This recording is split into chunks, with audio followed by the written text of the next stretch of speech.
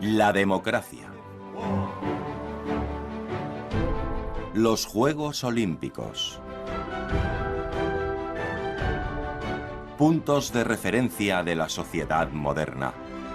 Aunque sus raíces se remontan miles de años atrás, hasta la antigua Grecia. Los romanos nos dejaron la legislatura moderna. No tan rápido. Y una infraestructura sofisticada.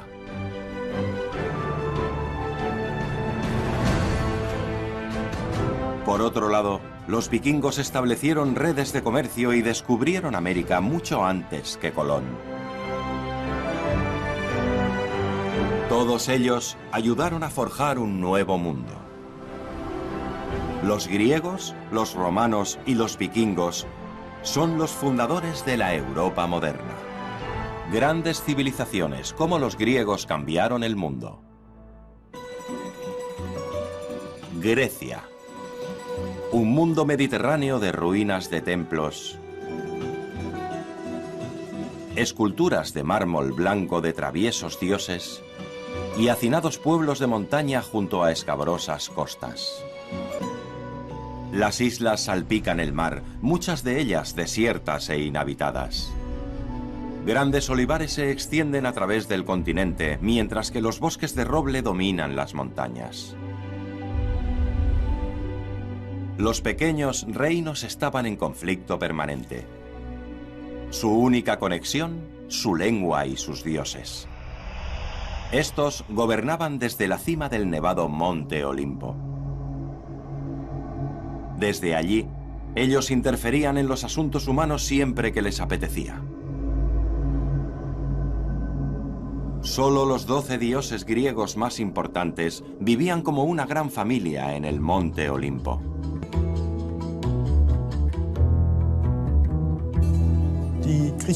Los dioses griegos son completamente diferentes a lo que nosotros nos imaginamos que son los dioses. No son omnipotentes, ni omniscientes, ni omnipresentes. Pero lo que nos molesta más, desde un punto de vista cristiano, musulmán o judío, es el hecho de que esos dioses son moralmente imperfectos, que se enfrentan los unos a los otros, cometen adulterio, roban y engañan. Pero a pesar de ello, el gobierno de los dioses olímpicos se consideraba justo y fueron venerados durante al menos 1000 años.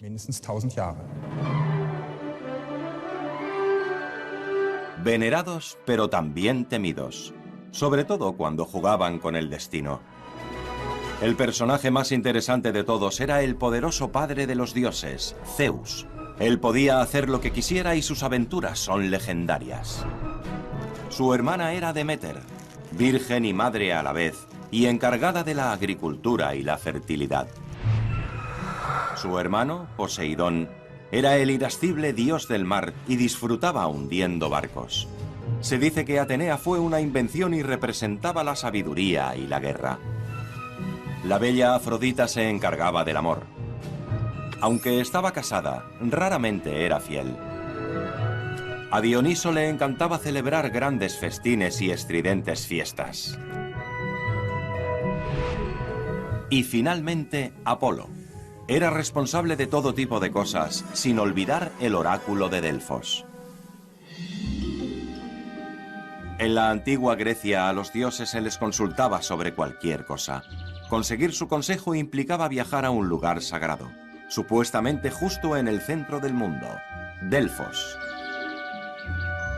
Un imponente templo que albergaba el oráculo más influyente de la época. Miles de personas hacían el arduo viaje llevando consigo ofrendas de valor, porque sin ofrendas no había profecía divina. 4 dracmas hemos pagado por esta terca bestia.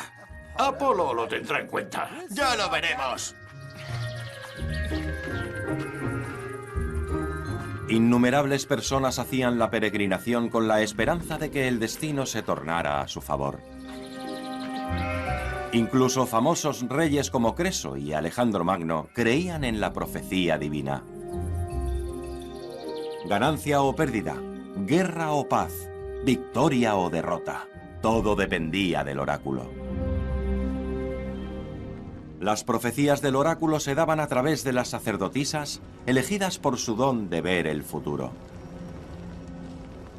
A ella no se le podía consultar directamente.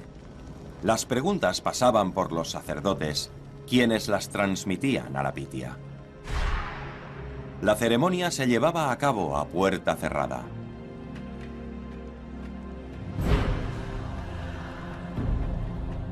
Por eso nadie sabe lo que sucedía realmente en el santuario interior del templo. Cuando la sacerdotisa finalmente profetizaba, su lenguaje era confuso, como si estuviera ebria. No se sabe la manera en la que las mujeres entraban en trance. Es posible que pudieran respirar metano y monóxido de carbono que escapaban del suelo en grandes cantidades. Con el tiempo, esto podría suponer una falta de oxígeno en el cerebro.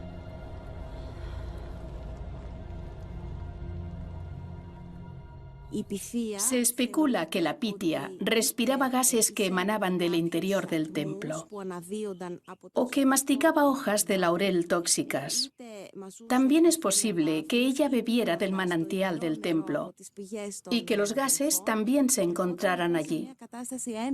Lo que está claro es que la Pitia entraba en un trance divino. Mayormente pronunciaba palabras inarticuladas. Los sacerdotes luego las interpretaban y las proclamaban como profecías divinas. Así que los sacerdotes están detrás de las misteriosas profecías, hombres poderosos que dirigen un negocio próspero en Delfos. ¿Puedes decirnos qué ha dicho? Es duro interpretar las palabras de los dioses. Pero puedes decirnos algo, ¿no? Apolo os apoya a vosotros y a vuestros planes. Y por vuestra generosidad puede decirse que él os recompensará bien.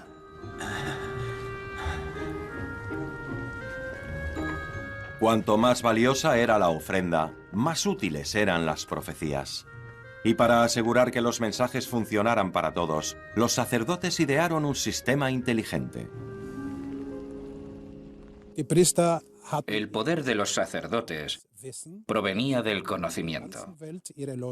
Mandaban a su gente por todo el mundo para tener conocimiento de lo que estaba pasando en todas partes. Y cuando las personas iban allí y hacían preguntas, los sacerdotes sabían qué respuesta debían darles. Las personas que iban allí mandaban dinero. Los sacerdotes administraban ese dinero y lo guardaban en tesorerías. Esas tesorerías y el dinero que iba para el Delfos se gestionaban como un banco moderno. Y puesto que también emitían préstamos, los sacerdotes obtuvieron mucho poder. Los sacerdotes gestionaban de manera eficiente el centro financiero de Grecia. Irónicamente, los dos preceptos délficos más importantes fueron aparentemente escritos en el frontón del templo: «Conócete a ti mismo» y «Nada en exceso». A pesar de todo, era fundamental mantener a los impredecibles dioses de tu lado. Todas las ciudades-estado confiaban en Apolo para sus negocios. Incluso la poderosa Atenas enviaba ofrendas votivas a Delfos. Se cree que las colonias griegas lejanas tenían sus propios oráculos y tesorerías.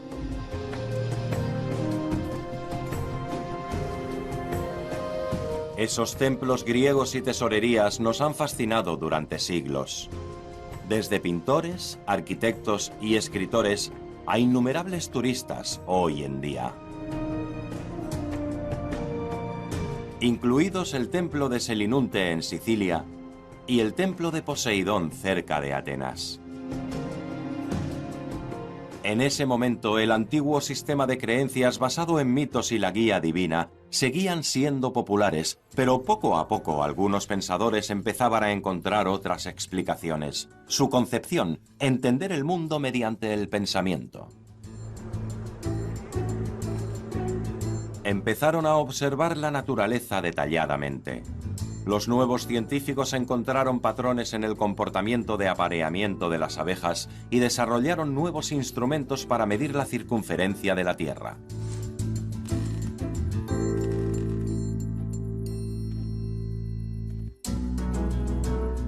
Incluso diseñaron un reloj de agua.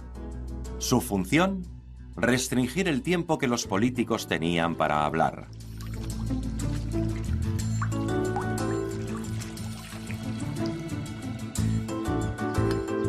Aparecieron las primeras máquinas, como la máquina de asignación para seleccionar y nombrar funcionarios.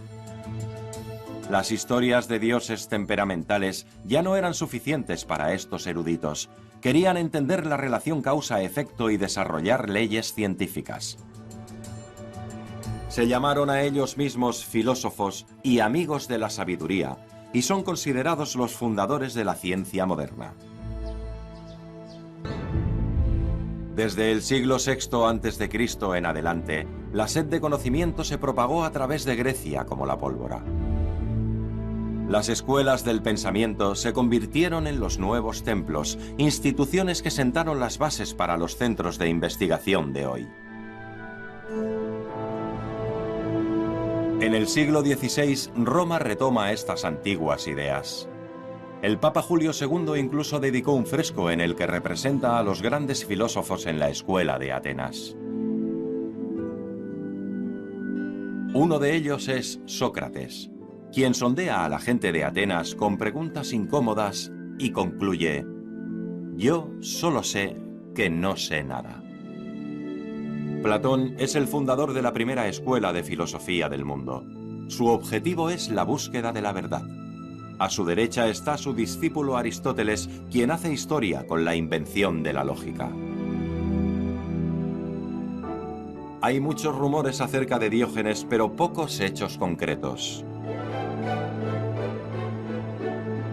Por otro lado, Arquímedes se considera excepcional. Es famoso por su ingenio incluso en la antigüedad.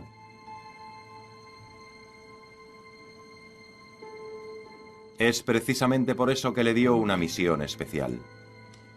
Arquímedes debía averiguar si la corona del rey era de oro puro o si se había diluido con un material más barato. Un duro reto, ya que la valiosa corona no podía dañarse. La leyenda dice que Arquímedes tuvo una idea mientras se bañaba. El sabio se dio cuenta. La cantidad de agua que se desbordaba equivalía al volumen de su propio cuerpo. Concluyó que el volumen de un objeto y su densidad se pueden calcular midiendo el agua desplazada.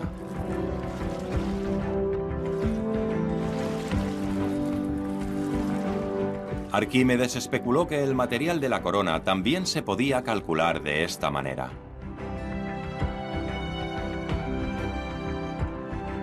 Observa que un objeto con una densidad menor que el agua desplazaba más agua que un objeto del mismo peso, pero con una mayor densidad.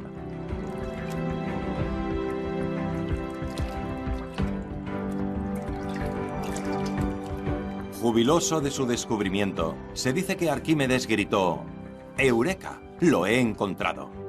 Y salió corriendo desnudo a la calle. Arquímedes entonces cogió la corona y un trozo de oro del mismo peso. Si la corona también era de oro puro, ambos objetos deberían desplazar a la misma cantidad de agua. Pero la corona desplazó más. Debe haber sido mezclado con otro material.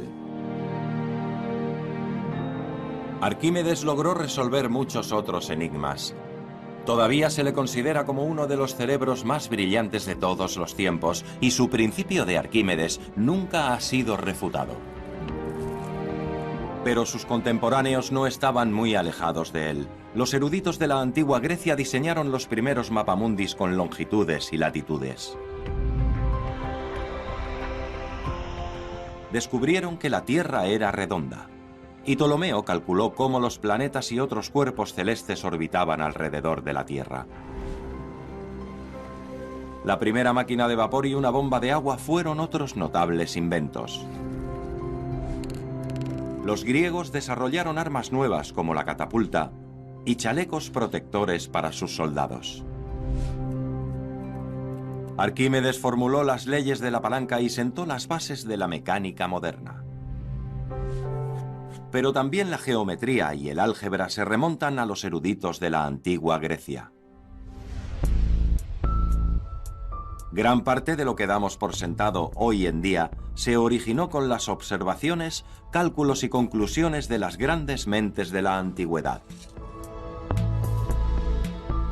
Sin ellos, quizá nunca hubiera habido una cúpula para completar una iglesia. El conocimiento de los elementos que componen la Tierra y la física nuclear nunca podrían haberse desarrollado. La revolución industrial en el comienzo del siglo XIX podría no haber sucedido, y cruzar los océanos podría haber sido simplemente un sueño imposible.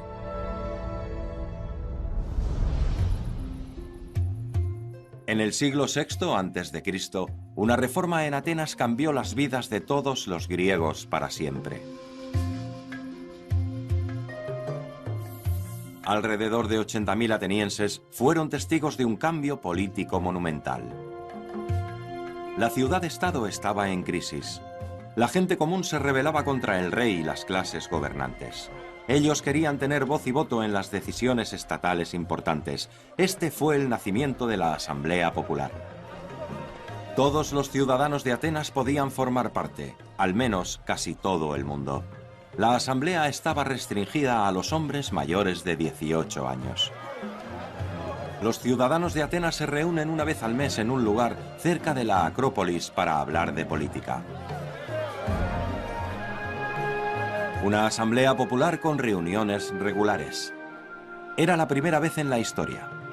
Esto marcó el comienzo de un nuevo sistema, la democracia. De hecho, la democracia fue producto de una crisis. Primero, los griegos luchaban entre sí. Luego tuvieron que defenderse de los persas. Todos, desde los nobles a los agricultores, necesitaban defenderse seriamente del enemigo que avanzaba.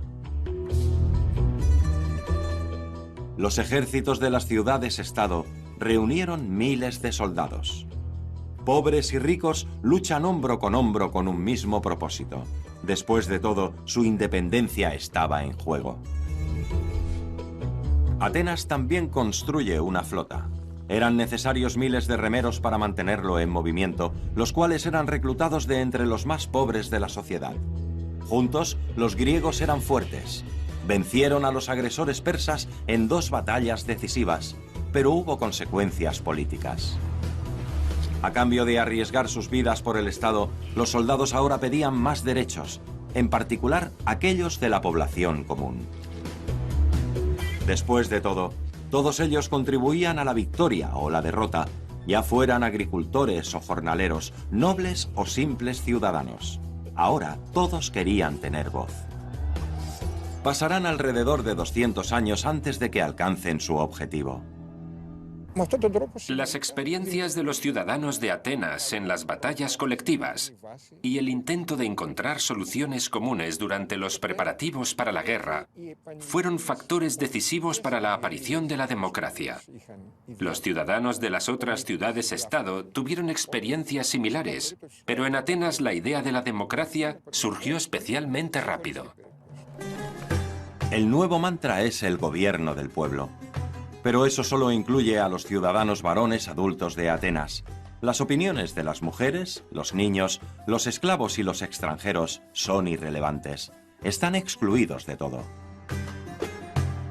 La rica nobleza tiene la mayor influencia en la política. Los funcionarios de rango menor van segundos y la tercera clase la componen comerciantes, artesanos y agricultores ricos. La cuarta clase se compone de jornaleros. Pero todos ellos pueden contribuir en la Asamblea Popular. Estamos donde la Asamblea Popular ateniense se congregaba, Nix. Los restos del podio de los oradores están al fondo. Este es el lugar donde los ciudadanos de Atenas solían reunirse para tomar todas las decisiones concernientes a la ciudad. Los antiguos griegos dejaron más tablas de piedra que cualquier estado anterior a ellos. Miles de decretos cincelados en piedra. Hacen referencia a todo tipo de decisiones. Proyectos de construcción, si Atenas debería ir a la guerra, o si debían gastar dinero en fiestas. Las decisiones más importantes de la Asamblea Popular se registraban en estelas como estas. Luego eran erigidas en lugares públicos tales como la Acrópolis o el Ágora, el mercado. Esta estela, por ejemplo, lleva 2 ordenanzas fiscales. En primer lugar, ¿quién recogía los impuestos de los aliados de Atenas? Y en segundo lugar, ¿cómo se debía recoger ese dinero? En esta estela hay imágenes de receptáculos, bolsas y monedas. Estos simples símbolos significan que es hora de recaudar impuestos. Todo el mundo podía verlos y entenderlos inmediatamente. La palabra fori o impuestos aparece con frecuencia, aunque estos solo se emitían cuando era necesario, puesto que eran pagos únicos. Cuando la Asamblea Popular aprobaba una ley, se hacía efectiva inmediatamente y todo el mundo podía leer sobre ella en las tablas de piedra. Cualquier persona incapaz de leer podía pedir a un lector municipal que lo recitara para ellos.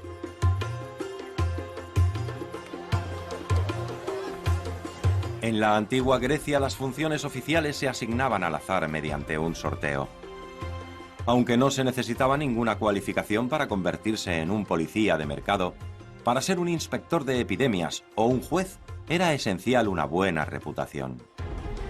Leónidas Linos, has sido elegido.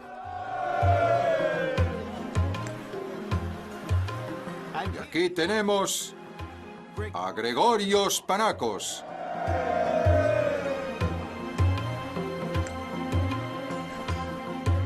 Y Galamis también ha sido elegido. Los griegos inventaron la máquina de adjudicación especialmente con este propósito. 2 estaban situadas en la entrada del lugar de reunión. Las ranuras en la parte frontal se dividían en 5 columnas. Cada columna hacía referencia a una letra del alfabeto, y cada letra representaba un grupo de candidatos.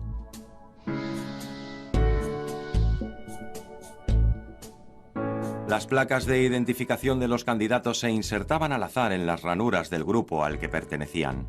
Luego se tiraban canicas blancas y negras a la máquina de adjudicación para seleccionar los nombres. La blanca significaba elegido, negra, no elegido.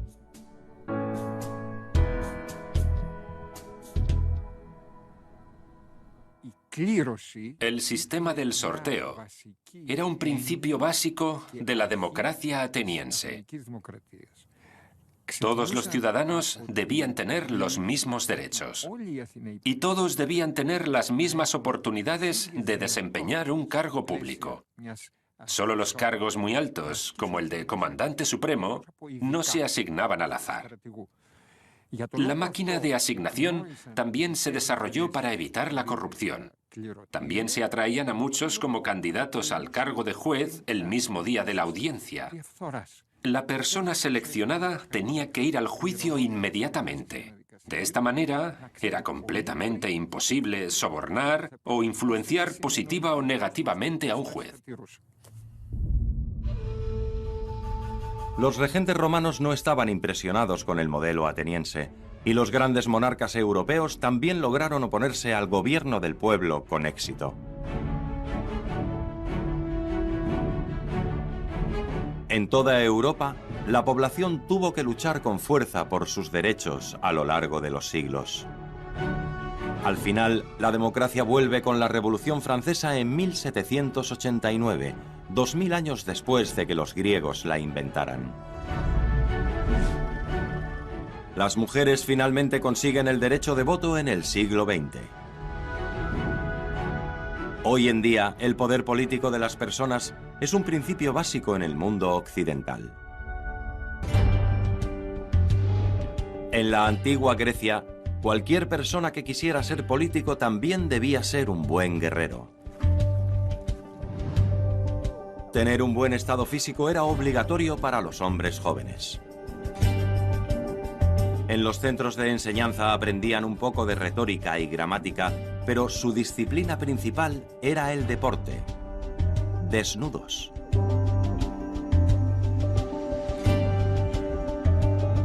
De hecho, la palabra gimnasio significa lugar donde ir desnudo. Las exigencias eran muy altas. Cualquiera que demostrara tener verdadero talento durante el entrenamiento recibía apoyo para competir en los grandes eventos deportivos como atleta. Tener un cuerpo perfecto era importante. Los antiguos griegos fueron los primeros en llevar al extremo el culto a la imagen corporal. Sus ideales de belleza estaban tallados en piedra para que todos lo vieran. Por primera vez en la historia, las estatuas eran realistas.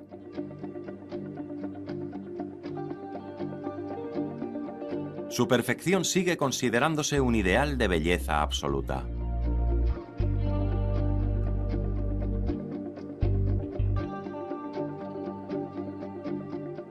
La época del Renacimiento retoma todos esos ideales y se crean nuevas obras de arte basadas en los antiguos modelos. Pero para estos artistas no era tan importante una belleza inmaculada, sino la perfecta reproducción de la anatomía humana. Y ningún hombre del Renacimiento sometería su cuerpo a ese entrenamiento tan duro. La escultura griega utiliza como tema el cuerpo humano. Esta puede representar un dios o puede representar un atleta, pero no muestra realmente un cuerpo promedio. Al igual que hoy en día hay una búsqueda de cuerpos ideales. Estos están reproducidos con sorprendente detalle, llenos de matices atléticos, los cuales muestran todos los músculos y unas costillas pronunciadas mientras realizan hermosas poses. En la actualidad, estos ideales de belleza con 2000 años de antigüedad siguen vigentes, aunque hoy pocos se preocupan tanto en mantener sus cuerpos en forma.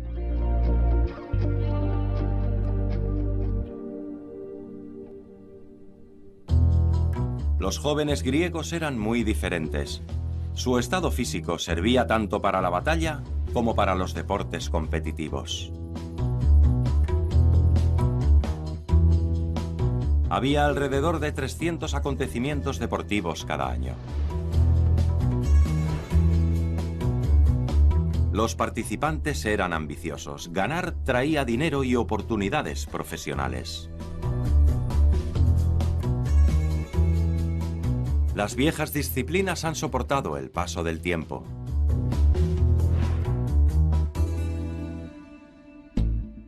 El lanzamiento de disco ha estado presente desde el principio.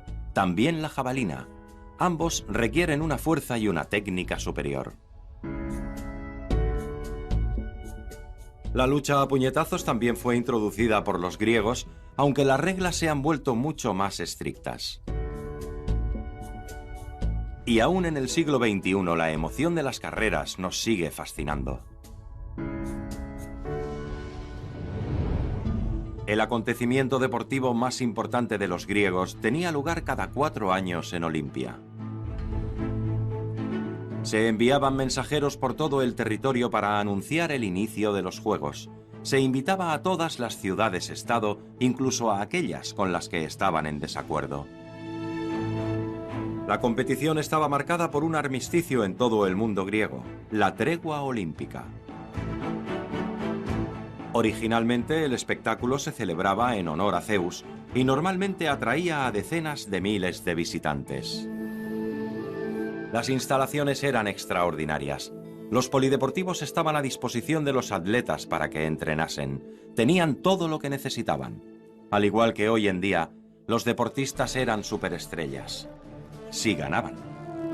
Los ganadores recibían una corona de laurel y se aseguraban la fama eterna. Milón de Crotona fue una leyenda.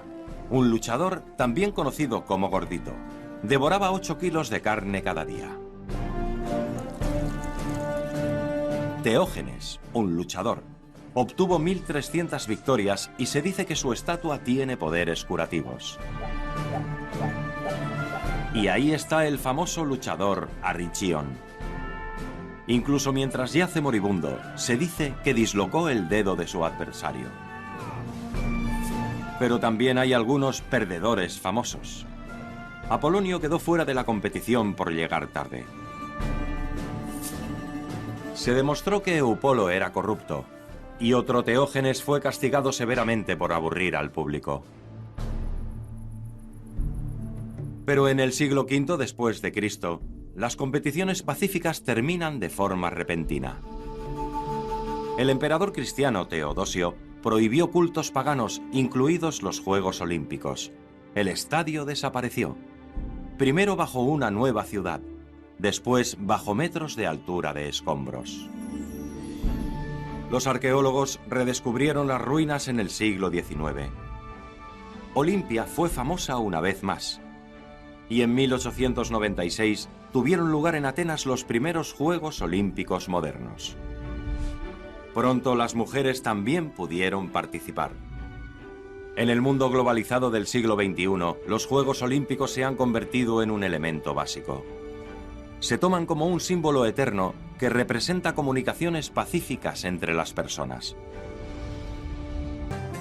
El teatro fue también importante, aunque hoy no es tanto una actividad de masas. En la antigua Grecia, cada pequeño pueblo tenía su propio teatro, lo cual era un orgullo para sus habitantes. El teatro tiene su origen en los ritos religiosos. Las danzas rituales en honor al dios Dioniso tuvieron un papel central. Estas danzas satíricas luego se convirtieron en obras dramáticas en las que se representaban papeles. Lo especial de Epidauro es que mandaban a los enfermos al teatro con fines terapéuticos. Las actuaciones seguían reglas estrictas y cada pieza se representaba solo una vez. No había más de 3 actores en el escenario, todos ellos hombres. Llevaban máscaras para interpretar distintos papeles, viejos, jóvenes e incluso mujeres. Lo que contaba eran los expresivos gestos, una gran voz y una pronunciación exacta. Estaban acompañados por un coro que guiaba la actuación y explicaba su trasfondo.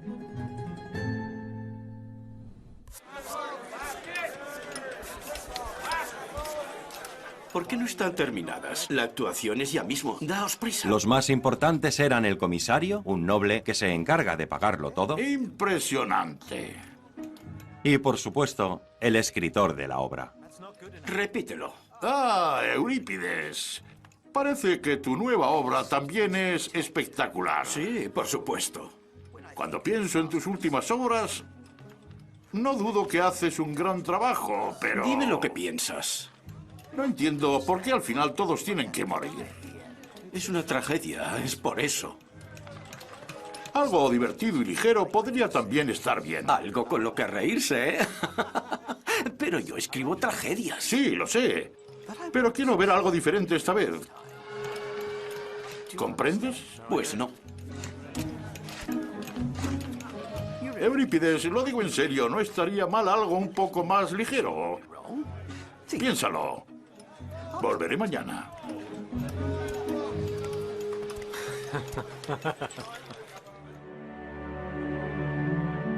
Las epopeyas son poemas de héroes trágicos escritas en verso con mucha palabrería, como por ejemplo las de Homero.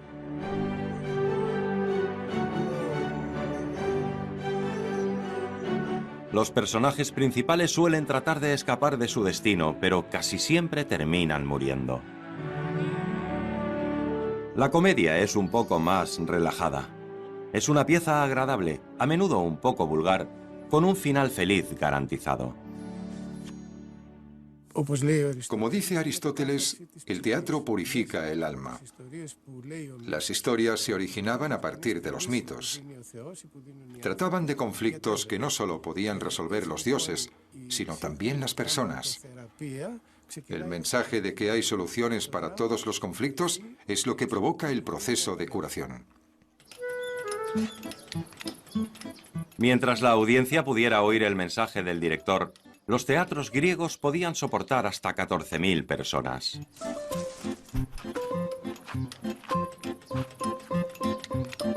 Tiene que ser más expresivo. Vuestros gestos tienen que ser mucho más expresivos. ¿Comprendéis? Se trata de la vida y la muerte. Tú date prisa en lugar de estar embobado. Seguid trabajando, vosotros también. No tenemos mucho tiempo. Tienes que hablar más claro. Se te tiene que escuchar en la última fila. Así que os miráis el uno al otro. No reconoces a tu hermano. No tan cerca. Bien, bien. Venga, Sal. No seas tímido.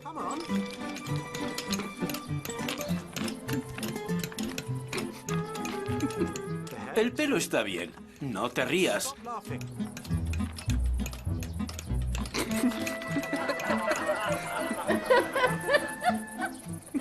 Esto no está bien. Esto hay que arreglarlo de alguna manera. Dile a los sastres que lo hagan todo de nuevo. En el teatro de Epidauro, cada palabra se podía escuchar hasta la última fila. La estructura es famosa por su excepcional acústica.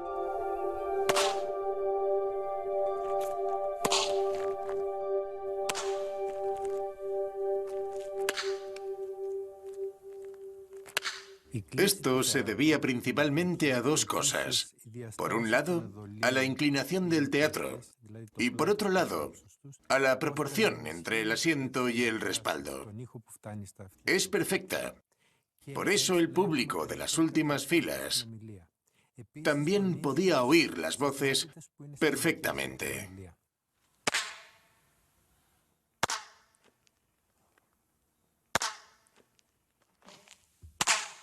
Las frecuencias aumentan de abajo hacia arriba.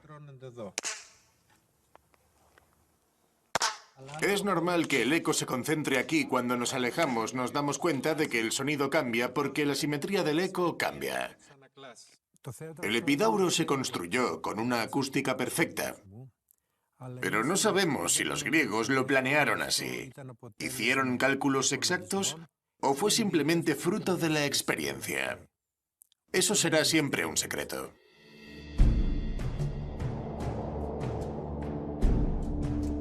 El teatro, concebido como un purificador del alma y un espejo de los conflictos humanos, ha sobrevivido durante milenios y ha encontrado nuevas formas de expresión. No solo los famosos escenarios del mundo, sino también los cines muestran historias felices o tristes todas las noches.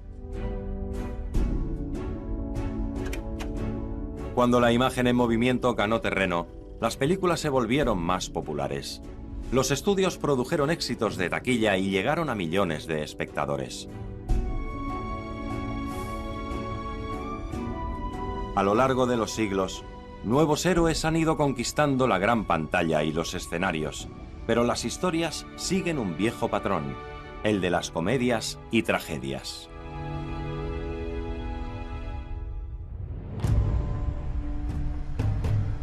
La cultura griega se extendió en la antigüedad por todo el mundo. El responsable fue Alejandro Magno, el rey de Macedonia.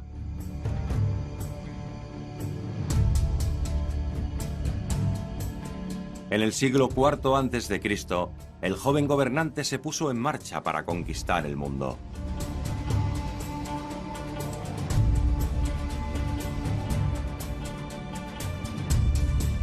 Obligó a las ciudades-estado griegas a estar bajo su gobierno y creó un imperio.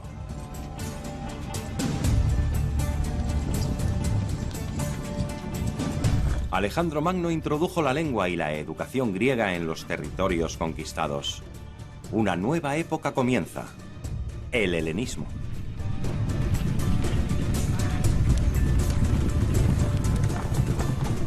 El conquistador griego llevó su legado cultural desde su ciudad natal en Pela hasta India. Pero la Edad de Oro de Atenas llegó a su fin. Después de la temprana muerte de Alejandro, su imperio se vino abajo y un nuevo poder surgió, Roma. Los romanos estaban especializados en la conquista de territorio y de personas. Estaban estrictamente organizados, al contrario que los griegos, quienes estaban constantemente en guerra. Sus comandantes no tenían ningún problema en invadir las pequeñas ciudades-estado de una vez por todas.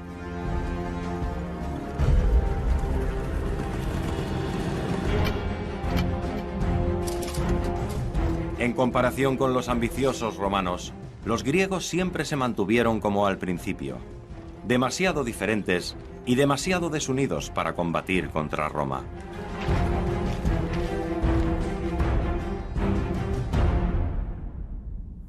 Los romanos eran unos atentos alumnos y se hicieron conscientemente con la herencia cultural griega.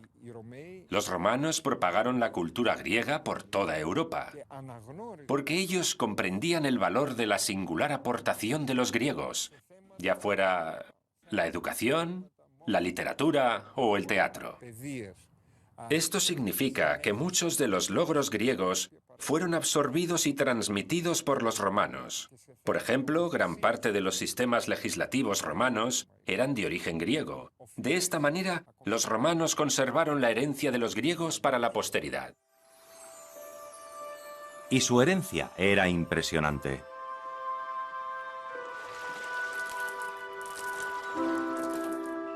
Su incansable búsqueda de explicaciones conduce a los griegos a descubrir las leyes universales de la naturaleza y a sentar las bases para la ciencia moderna.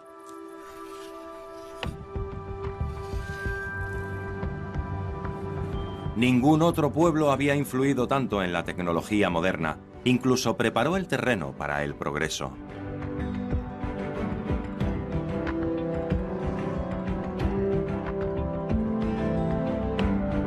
Gracias a sus investigaciones, no solo podemos estudiar hoy el mundo, sino también el espacio.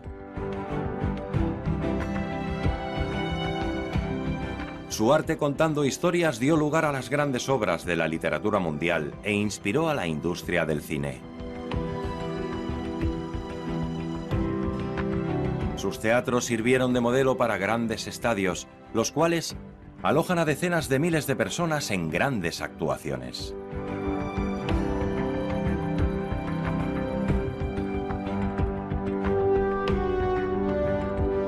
La idea de reunir a muchos pueblos en unas competiciones pacíficas todavía se celebra cada 4 años a través de nuestros Juegos Olímpicos modernos. Alrededor de todo el mundo y traspasando todas las fronteras.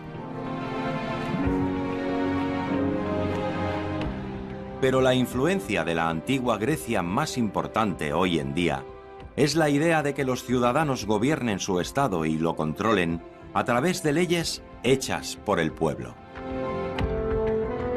Muchos países independientes de la Unión Europea probablemente no serían hoy democráticos sin las revolucionarias reformas de los antiguos griegos. Y no solo en Europa. El pensamiento democrático de el gobierno del pueblo, por el pueblo y para el pueblo fue obra de Abraham Lincoln.